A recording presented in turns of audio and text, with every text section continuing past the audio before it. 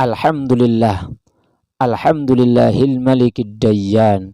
Wassalatu wassalamu ala Muhammadin sayyidi waladi adnan wa ala alihi wa sahbihi wa tabi'ihi ala marriz zaman. Wa ashhadu an la ilaha illallah wahdahu la syarikalah wa ashhadu anna Muhammadan abduhu wa rasuluh. Allahumma salli wa sallim ala sayyidina Muhammad wa ala alihi wa sahbihi ajma'in, amma ba'du. Faya ayyuhal hadirun ittaqullah haqqa tuqatih wa la tamutunna illa wa antum muslimun. Qala Allah Ta'ala fil Qur'anil Azim, a'udzu billahi minasy syaithanir rajim. Ya ayyuhan nasu taqu rabbakumul ladzi khalaqakum min nafsin wahidah wa khalaqa minha zawjaha wa batha minhuma rijalan katsiran wa nisaa'a wattaqullaha alladzi tasaaluna bihi wal arham innallaha kana 'alaikum raqiba. Shadaqallahul azim. Ma'asyiral muslimin rahimakumullah. Mengawali khutbah pada siang hari yang penuh keberkahan ini, khatib berwasiat kepada kita semua, terutama kepada diri khatib pribadi, untuk senantiasa berusaha meningkatkan kualitas keimanan dan ketakwaan kita kepada Allah Subhanahu wa Ta'ala dengan melakukan semua kewajiban dan meninggalkan seluruh yang diharamkan. Salawat dan salam semoga tercurah pada Nabi akhir zaman, suri tauladan kita, Nabi kita Muhammad sallallahu alaihi wasallam. Pada khutbah Jumat kali ini, penting kiranya kami membahas perkara salat. Sebagian kita kadang memperhatikan ibadah lain, tetapi melupakan salat 5 waktu. Di bulan Ramadan contohnya, sebagian kita berpuasa sebulan penuh, tetapi tidak salat atau salatnya bolong-bolong. Ketika datang Idul Adha, yang malas salat pun ikut berkurban. Yang punya rezeki banyak rajin sedekah dalam keadaan meremehkan salat. Bahkan ada yang menyatakan, yang penting saya sudah berbuat baik, sering bantu orang. Padahal orang yang menyatakan seperti ini adalah orang yang kurang dalam memperhatikan salat. Kita akan lihat bagaimana kedudukan salat dalam Islam agar kita semakin sadar akan pentingnya salat sehingga bisa terus menjaganya. Pertama, salat adalah tiangnya Islam. Dalam hadis Mu'ad radhiyallahu anhu disebutkan, Ra'sul amri al-Islam wa amuduhu as-salah wa dhirwatu samanih al-jihad. Artinya, pokok perkara adalah Islam, tiangnya adalah salat, dan puncaknya perkaranya adalah jihad. Yang namanya tiang suatu bangunan jika ambruk, maka ambruk pula bangunan tersebut. Sama halnya pula dengan bangunan Islam. Kedua adalah amalan yang pertama kali akan dihisab. Amalan seseorang bisa dinilai baik buruknya dinilai dari salatnya. Dari Abu Hurairah radhiyallahu anhu, Nabi sallallahu alaihi wasallam bersabda, "Inna awwala ma yuhasabu bihil 'abdu yaumal qiyamah min 'amalihi salatuh, fa in salahat faqad aflaha wa anjah, wa in fasadat faqad khaba wa khasira, fa in intaqasa min fariidah syai'un qala rabb tabaraka wa ta'ala unzuru hal li 'abdi min tatawwu' fayakmalu biha man taqasa min fariidah thumma yakunu sa'iru 'amalihi ala dzalik." Artinya, Sesungguhnya amal hamba yang pertama kali akan dihisab pada hari kiamat adalah salatnya. Apabila salatnya baik, dia akan mendapatkan keberuntungan dan keselamatan. Apabila salatnya rusak, dia akan menyesal dan merugi. Jika ada yang kurang dari salat wajibnya, Allah tabaraka wa ta'ala mengatakan, lihatlah apakah pada hamba tersebut terdapat amalan salat sunnah, maka salat sunnah tersebut akan menyempurnakan salat wajibnya yang kurang. Begitu juga amalan lainnya seperti itu. Dalam riwayat lain, kemudian zakat akan diperhitungkan seperti itu. Kemudian amal lainnya akan dihisap seperti itu pula. Hadis riwayat Abu Dawud.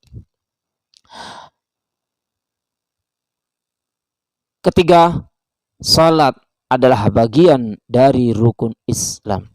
Dari Abdullah bin Umar radhiyallahu anhu, Rasulullah sallallahu alaihi wasallam bersabda, "Bunyal Islam ala khamsin, syahadati an la ilaha illallah wa anna Muhammadar Rasulullah, wa iqamis salah, wa ita'iz zakah, wa hajjil baiti wa shaumi Ramadan."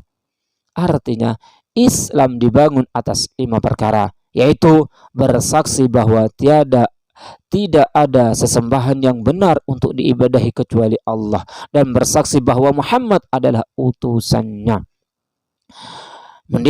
Mendirikan salat, menunaikan zakat, naik haji ke Baitullah bagi yang mampu, berpuasa di bulan Ramadan. Keempat, saking pentingnya salat, keluarga pun diajak untuk salat. Allah Subhanahu wa taala berfirman di dalam Al-Qur'anul Karim, "Wadhkur fil kitab Ismail, innahu kana shadiqal wa'di wa kana rasulan nabiyya wa kana ya'muru ahluhu bis salah waz zakah wa kana 'inda rabbih maradiyya." Dan ceritakanlah hai Muhammad kepada mereka kisah Ismail yang tersebut di dalam Al-Quran.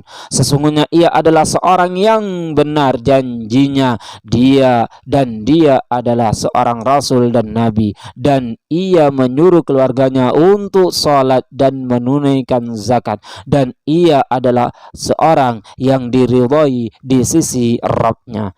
Quran Surat Maryam ayat 54 dan 55. Dari Amr bin Shu'aib, dari bapaknya, dari kakaknya radhiyallahu anhu, beliau meriwayatkan bahwa Rasulullah sallallahu alaihi wasallam bersabda, "Muru auladakum bis salah wa hum abna'u sab'i sinin wa dhribuhum 'alaiha wa hum abna'u 10 sinin wa farriqu bainahum fil madaji'." Artinya, perintahkanlah anak-anak kalian untuk mengerjakan salat ketika mereka berumur 7 tahun. Pukul mereka jika tidak mengerjakannya ketika mereka berumur 10 tahun. Pisahkanlah tempat-tempat tidur mereka. Hadis riwayat Abu Dawud. Karena salat begitu penting dan punya kedudukan dalam Islam, yang meninggalkannya pun diancam dan dengan ghayya. Allah Subhanahu wa taala berfirman, "Fa khalafa min ba'dihim khalfun adha'us shalah wattaba'us syahawati fasawfa yalqawna ghayya illa man taba wa amana wa 'amila shalihan." Artinya, maka datanglah sesudah mereka pengganti yang jelek, yang menyia-nyiakan salat dan memperturutkan hawa nafsunya, maka mereka kelak akan menemui kesesatan, kecuali orang yang bertaubat, beriman dan beramal soleh.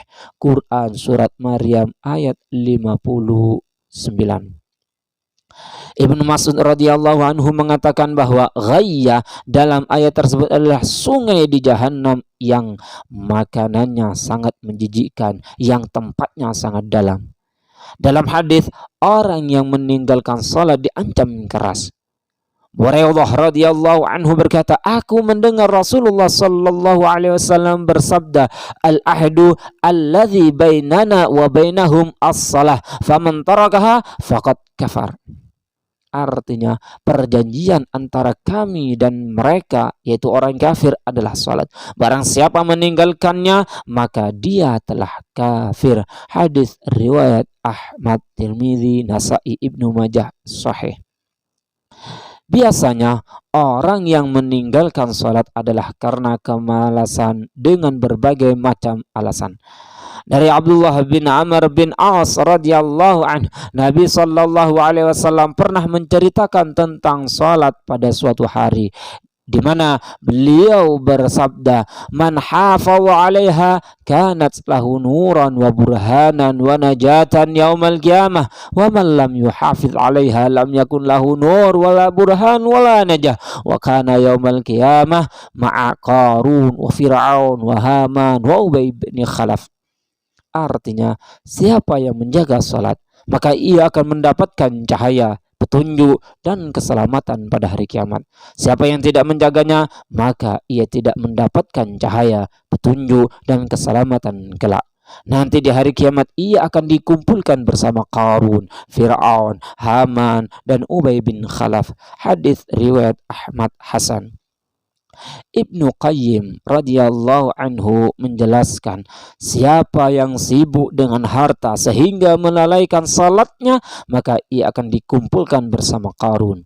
Siapa yang sibuk dengan kerajaannya sehingga melalaikan salatnya, maka ia akan dikumpulkan bersama Fir'aun. Siapa yang sibuk dengan kekuasaan sehingga melalaikan salat, maka ia akan dikumpulkan bersama Haman atau menterinya Fir'aun. Siapa yang sibuk dengan perdagangan sehingga melalaikan salat, maka ia akan dikumpulkan bersama Ubay bin Khalaf. Jangan remehkan salat. Ibnu Qayyim sampai mengatakan bahwa meninggalkan salat itu lebih parah dari melakukan dosa besar lainnya seperti mabuk, zina, selingkuh, membunuh. Jangan lalaikan salat.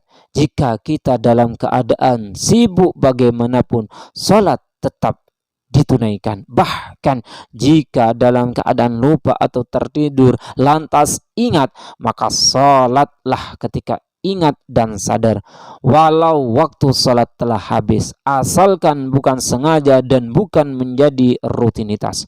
Semoga Allah Subhanahu wa taala memberikan kita taufik agar rutin menjaga salat 5 waktu. Amin amin ya rabbal alamin. Aqulu qawli hadza wa astaghfirullah li wa lakum fastaghfiruh innahu huwal ghafurur rahim.